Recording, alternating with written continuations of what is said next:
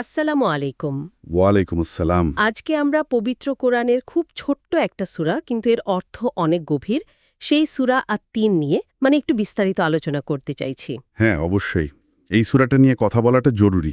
আমাদের হাতে এই আলোচনার জন্য একটা ইউটিউব লেকচার আছে আর একটা ওয়েব আর্টিকেলও, যেখানে এর তাফসীর আর অন্যান্য তথ্য নিয়ে কথা বলা হয়েছে। আচ্ছা, আমাদের লক্ষ্য হলো এই সূরায় মানুষের সৃষ্টি, তার যে বিশাল সম্ভাবনা, আবার নেমে যাওয়ার ঝুঁকি, আর সেখান থেকে কিভাবে উঠে আসা যায়, এই মূল বিষয়গুলো একটু সহজভাবে বোঝা। ঠিক বলেছেন। শুরু করা যাক তাহলে।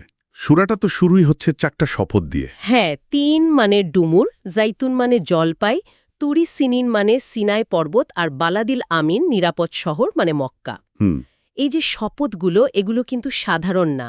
উৎসগুলোতে যেমনটা বলা হয়েছে, এগুলো আসলে ওইসব স্থান বা বস্তুর দিকেই ইঙ্গিত করে যা মহান নবীদের সাথে আল্লাহর বার্তার সাথে সম্পর্কিত।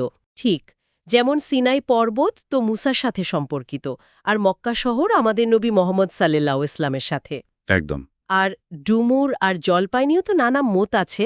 কেউ বলেন ফিলিস্তিন বা শাম অঞ্চল, কেউ বলেন সরাসরি ফলগুলোই। তো এই শপথগুলো কি আসলে পরের আয়াতের জন্য একটা ভূমিকা তৈরি করছে, মানুষের শ্রেষ্ঠত্বের দিকে ইঙ্গিত? হ্যাঁ, বলা যেতে পারে। এই শপথগুলো আসলে একটা প্রেক্ষাপট তৈরি করছে। এরপরেই আল্লাহ বলছেন যে তিনি মানুষকে সৃষ্টি করেছেন আহসানি তাকউইমে, সর্বোত্তম কাঠামোতে। লাকাদ খালাকনাল ইনসানা ফি আহসানি তাকওয়িম। এই আহসানি তাকওয়িম বা সর্বোত্তম কাঠামো, এটাই তো তাহলে মূল আলোচনার কেন্দ্রবিন্দু, তাই না? অবশ্যই। তাকউইম শব্দটার মধ্যেই তো আছে সোজা, সুষম, ভারসাম্যপূর্ণ এই অর্থগুলো। ইউটিউব লেকচারটাতে খুব সুন্দর করে বলছিল যে এই ভারসাম্যটা শুধু দেখতে কেমন, শারীরিক গঠন, তা নয়, বরং জ্ঞান, বুদ্ধি, আবেগ, নৈতিকতা, নিজের দায়িত্ব, সমাজের প্রতি দায়িত্ব, এই সব কিছুর একটা দারুণ ব্যালেন্স।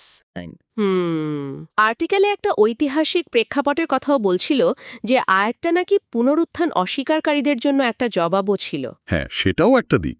তবে মূল বার্তা কিন্তু মানুষের এই ভেতরের সম্ভাবনাটাকেই তুলে ধরা। আর এই সম্ভাবনার সেরা উদাহরণ কি? তাহলে ওই নবীরাই, যাদের কথা আমরা শপথগুলোর মাধ্যমে ইঙ্গিত পেলাম। তারাই কি আহসানি তাকউইমের বাস্তব রূপ? সন্দেহ নেই। তারাই তো দেখিয়ে দিয়েছেন যে মানুষ এই কাঠামো ব্যবহার করে কত উঁচুতে উঠতে পারে। কিন্তু এরপরই তো একটা ধাক্কার মতো আয়াত আসছে, তাই না? হ্যাঁ, ঠিক এরপরে সুম্মা রাদাদনাহু আসফালা সাফেলিন। তারপর আমরা তাকে নামিয়ে দিয়েছি সর্বনিম্ন স্তরে। এটা আসলেই খুব ভাবনার বিষয়। এত সেরা সৃষ্টি, সে আবার নেমে যাচ্ছে একেবারে নিচু স্তরে। এ উল্টো ব্যাপারটা কেন? উৎসগুলোতে এর কি ব্যাখ্যা পাওয়া যায়? এখানে মূলত দুটো প্রধান ব্যাখ্যার দিকে ইশারা করা হয়েছে। ইউটিউব লেকচারটাতে যেমন নৈতিক আর আধ্যাত্মিক পতনের ওপর জোর দেওয়া হয়েছে বেশি। মানুষ নিজের কাজের মাধ্যমেই নিচে নামতে থাকে। হ্যাঁ, এমন পর্যায়ে নামে যে অন্য নিকৃষ্ট সৃষ্টির থেকেও অধম হয়ে যেতে পারে। কেউ কেউ ব্যাখ্যান ধরে বলেছেন যে মানুষ নিজেই যখন নিচু পথ বেছে নেয়, আল্লাহ তাকে সেদিকেই যেতে দেন। এটা হলো নৈতিক পতন। ও আচ্ছা। আর আর্টিকেলের ব্যাখ্যাটা? আর্টিকেলে একটা শানে নুজুলের কথা বলা হয়েছে। প্রেক্ষাপট আর কি। কিছু সাহাবী নাকি বার্ধক্যে পৌঁছে স্মৃতি হারিয়ে ফেলেছিলেন, ধর্মকর্ম করতে পারছিলেন না বা ত্যাগ করেছিলেন। তাদের বিষয়ে বলা হয়েছে যে তাদের জাহান্নামের সর্বনিম্ন স্তরে নিক্ষেপ করা হবে। আচ্ছা। তবে লেকচারে বিশ্লেষণে বলা হয়েছে প্রথম ব্যাখ্যাটা নৈতিক পতনের দিকটা বর্তমান সময়ের জন্য অনেক বেশি প্রাসঙ্গিক মনে হয়। সার্বজনীন একটা বার্তা। তার সেরা কাঠামো পেয়েও নিজের পছন্দের ভুলে মানুষ একেবারে নিচে নেমে যেতে পারে। ঠিক তাই। কিন্তু এখানেই তো শেষ না, একটা আশার কথাও তো আছে। পরের আয়াতেই তো বলা হচ্ছে কারা এর থেকে বেঁচে যাবে। হ্যাঁ, খুবই গুরুত্বপূর্ণ অংশ। ইল্লাল্লাযীনা আমানু ওয়া আমিলুস সালিহাত। কিন্তু তারা বাদে যারা ঈমান এনেছে আর ভালো কাজ করেছে। এই ব্যতিক্রমে কি দাঁড়ায়? এর দুটো মানে হতে পারে। এক হলো যারা শুরু থেকেই ঈমান আর ভালো কাজের মাধ্যমে নিজেদের সৃষ্টির উদ্দেশ্য, ওই যে আহসানি তাকউইম, সে অনুযায়ী চলেছে, তারা এ পতনের শিকার হয় না। আচ্ছা। আর দ্বিতীয়টা? দ্বিতীয়টা হলো হয়তো কেউ একসময় পথ হারিয়ে ফেলেছিল, পতনের দিকে গিয়েছিল, কিন্তু পরে আবার ঈমান এনে ভালো কাজ করে নিজেকে শুধরে নিয়েছে, তারাও এই ব্যতিক্রমের মধ্যে পড়বে, তারাও মুক্তি পাবে।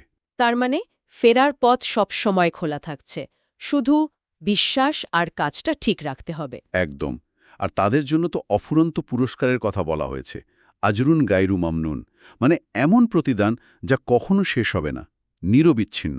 বাহ, এরপর সূরাটা শেষ হচ্ছে দুটো খুব শক্তিশালী প্রশ্ন দিয়ে, তাই না?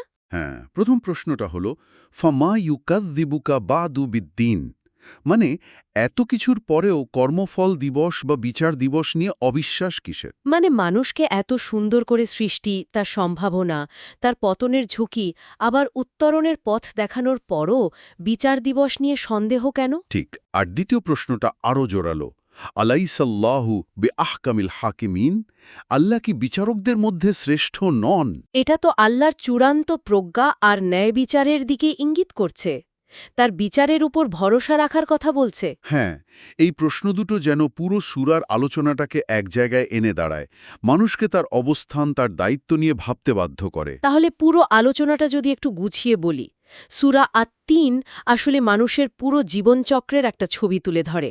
সর্বোচ্চ সম্ভাবনা নিয়ে তার যাত্রা শুরু, কিন্তু নিজের কাজের কারণে একেবারে নিচে নেমে যাওয়ার ঝুঁকিও আছে। আবার সেই পতন থেকে উঠে আসার পথও খোলা, বিশ্বাস আর ভালো কাজের মাধ্যমে।